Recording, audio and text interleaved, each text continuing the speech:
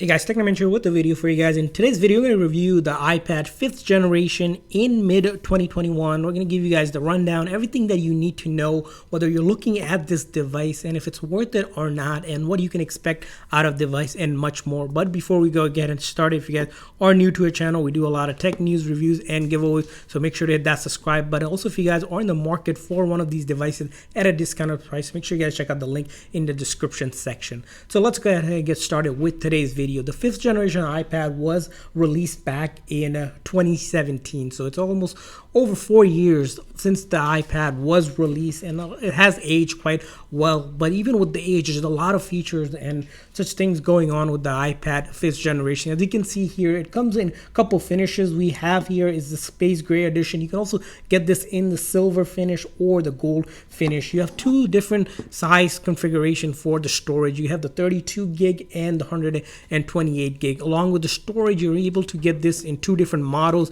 You have the Wi-Fi model, which only works on the Wi-Fi. So if you're looking for data plan, you need to get the cellular and the Wi-Fi model, which allows you to put a SIM card in and you can watch and be on the go with that as well. But this one, as you can see, is the Wi-Fi model only because it doesn't have that cellular antenna onto it, which is a little bit cheaper to get. So we're on the iPad here. As you can see here, it's a slimmed down version of it compared to the some of the first initial iPad that we've seen, the first, second, and the fourth up to fourth generation were more bulkier. It does have things like the touch fingerprint ID, so you're able to unlock it with it. It weighs about just a little over 1 pound, so it's not super heavy in that sense. Some of the other features you'll notice is that it has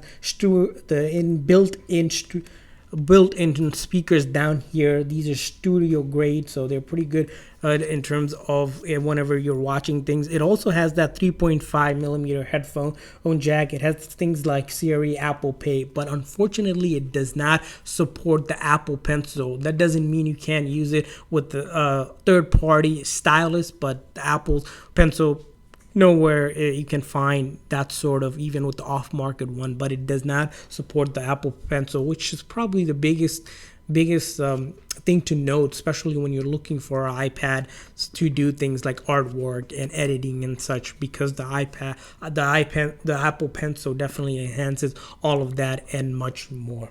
And the other thing to note about it is the display size we have here on this iPad. It's a 9.7 Retina LED backlit multi-touch with IPS technology. What all that means is it's a pretty good display if you compare it to some of the other things. It does have a 2048 by 1536 pixel resolution at 264 ppi. So basically what that means, it's display is pretty standard display compared to some of the other iPads that we have. It does have finger resistance, so although you do still get smudges and things, it's supposed to have this coating that supposed to make the fingerprint not be visible, especially if you have oily hands. Of course you don't want to be using the iPad in that sense.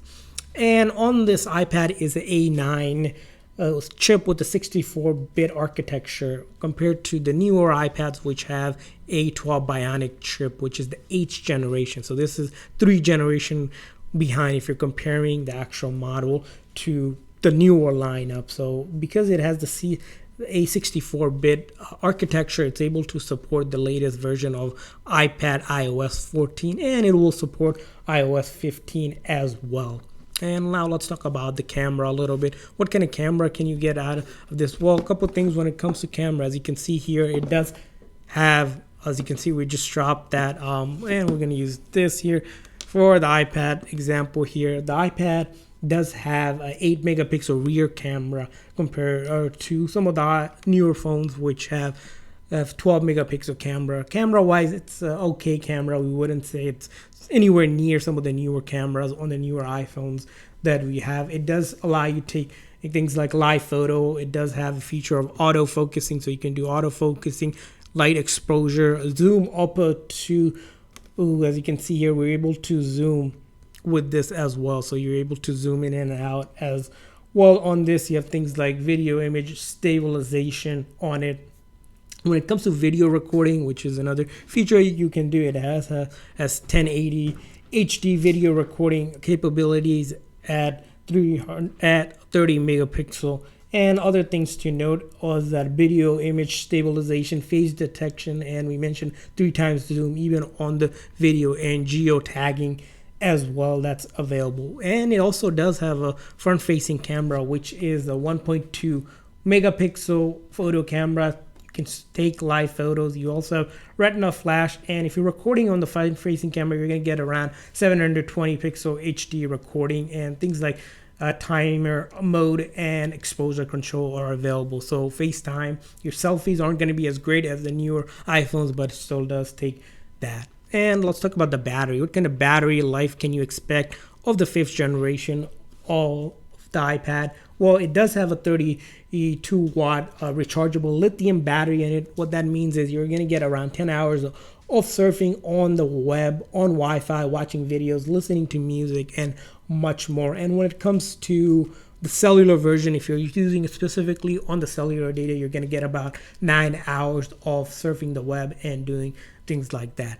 And let's move on to the software aspect of this phone. As you guys can see, this has been updated to the latest iOS. So we are running on iOS 14.6 here in mid-2021. Good thing about this iPad, Apple recently announced that it will support iOS 15, which is great because that means all of your popular apps that you use will be supported for even longer on this iPad, and that's something you won't have to worry about. So it'll be even relevant next year as well until iOS 16 comes out. And that's not to say that it won't be, you just completely stop when iOS 16 comes up. It still will be a relevant device even when iOS 16 comes out, which we suspect it might even get iOS 16. Again, that's a if and when. It's kind of something we'll probably figure out next year when we do the review for you guys. So let's talk about some of the other things around what might this iPad be good for, because we know this iPad first released on iOS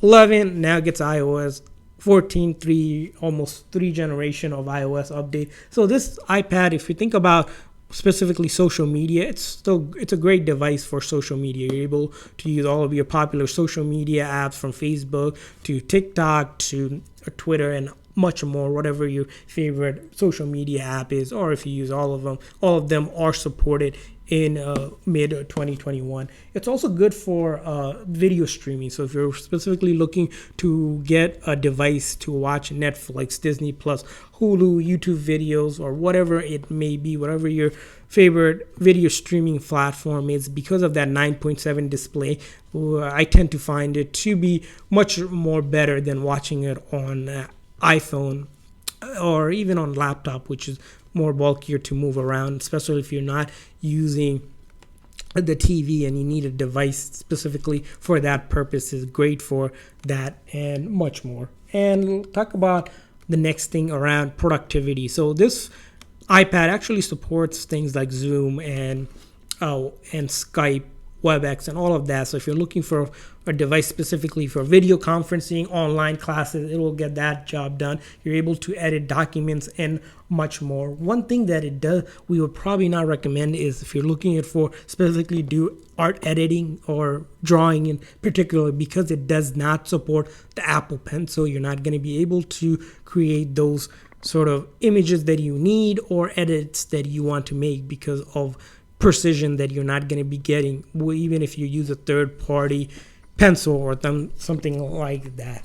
When it comes to gaming wise, one thing we notice around this device is that it does well when it comes to gaming with games that are not graphic heavy. So that what that means is games that are really just in 2 to 3D. They're not the games that you would play on a game console. When you're playing in games that are meant to be played on the game console is where you're going to have the issue with this device, because it does not have one of the newer chips, starts to tend to lag or be slow if you talk about gaming, because when it comes to gaming, you want a device that's has the latest hardware, because you want to be able to get those frames per second and much more out of it. And let's talk about the price point in mid-2021 of this device. So this device, most likely in mid-2021, it's hard to find it new. You're probably going to be looking at a pre-owned, refurbished ones, which we mentioned you can find on eBay and Amazon around $200 or so. So that's the price point you're looking at.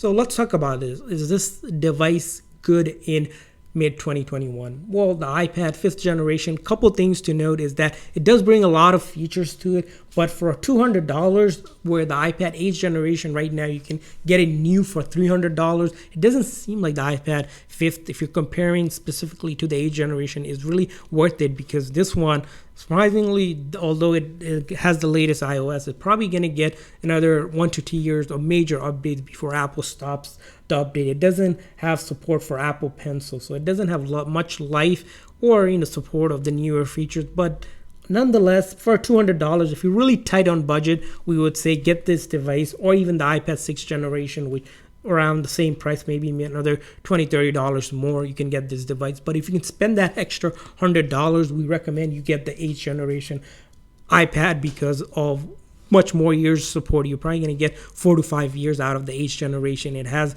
better camera, better performance, better for everything. But nonetheless, at a $200, you get a good battery iPad, decent camera, optimal performance, and latest iOS this year and the next year. So that's kind of our review of it. This iPad still relevant in mid 2021, but looking to upgrade to the newer device. If you have that extra cash, probably go with something newer, since this will start to become deprecated soon or later. So there you guys have it for our video review. Hopefully this video was helpful. If this video was helpful, please make sure to hit that like and subscribe button. We also hear from you guys if you guys use this device or have used any other iPad. What has your experience been? Leave a comment in the comment section. Thanks for watching, guys. See you guys next time.